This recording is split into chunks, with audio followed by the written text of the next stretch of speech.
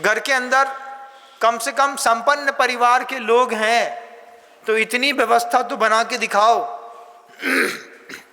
कि घर के अंदर कम से कम छने पानी का प्रयोग होता हो।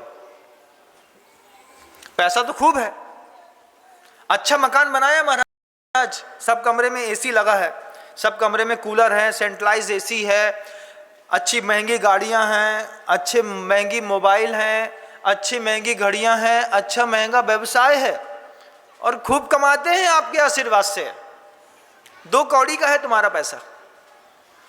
कीमत क्या है कि घर के अंदर अहिंसा की तुम्हारी प्रयोगशाला है भाई। तुम्हारा परिवार, तुम्हारा वर्किंग प्लेस, तुम्हारे व्यावसायिक प्रतिष्ठान, ये तुम्हारी प्रयोगशाला है, धर्म की भी और कर्म की भी।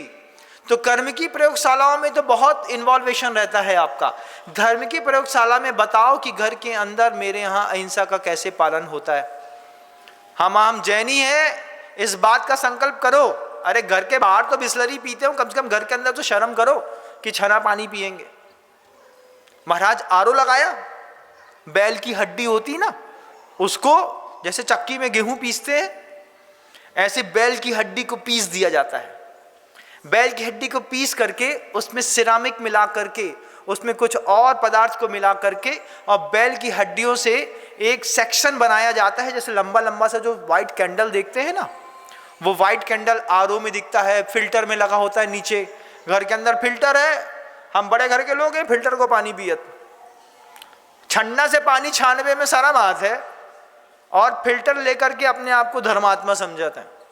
नल का पानी, नाली के पानी एक ही निकलता है, क्योंकि नाली के अंदर ही वो नल के पानी की पाइपिंग होती है, उसी से पूरा सर्वाइव होता है। और जब कभी उसमें कोई गड्ढा या होल हो जाते हैं तो वहीं से जब काला नीला कचरा निकलता है, अरे आज पानी में कचरा आ रहा हो, कचरा नहीं आ रहा हो, नाली आ रही,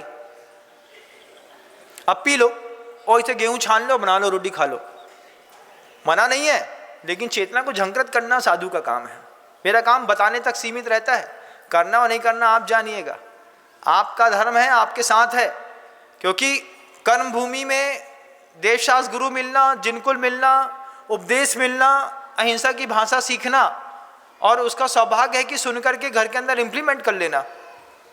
कि घर के अंदर का वो जो कैंडल होता है, उस कैंडल में बैल की हड्डी को मिक्सी में पीस करके चूरा कर देते हैं। बड़े बड़े पीसने के यंत्र होते रहते हैं और जितने भी स्लॉटर हाउस में जितने भी स्लॉटिंग होती है, सारी की सारी हड्डियों को उठा करके यही सिरामिक बनाने वाले लोग ले जाते हैं। चाहे आप बोन चाइना की क्रॉकरी यूज करते हो और चाहे बैल की हड्डी का बना हुआ वो वाटर फिल्टर,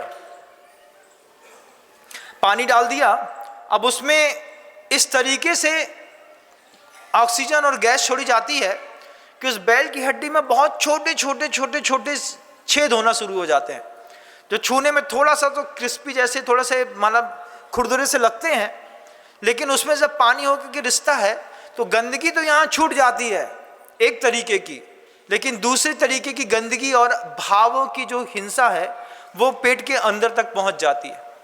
आप सोचिए, घर के अंदर के बुजुर्ग हैं, बड़े हैं, प्रतिमाधारी हैं, सबको आपने उस आरओ का और नहीं तो सबको आपने उस वाटर फिल्टर का पानी पिलाया, लेकिन घर के अंदर मोटा गल्ला साफ ना दिखाई दिया कि भैया एक लंबो चौड़ो गल्ला है। गल्ला मतलब समझते हैं? गल्ला का मतलब पैसा नहीं होता है, गल्ले का मतलब पानी छानने के छन्ने को भी गल्ला कहते हैं, जिससे जल गालन की विधि की जाती है। इतना रहता है कि वो गल्ला, वो पानी छानने का छन्ना बीच से गंदा हुआ, बेकार दिखने लगा तो तुरंत घर की माँ बहनें उस छन्ने को फाड़ करके दूसरे काम में लाती हैं और सबसे पहले छन्ने का कपड़ा बदला जाता है।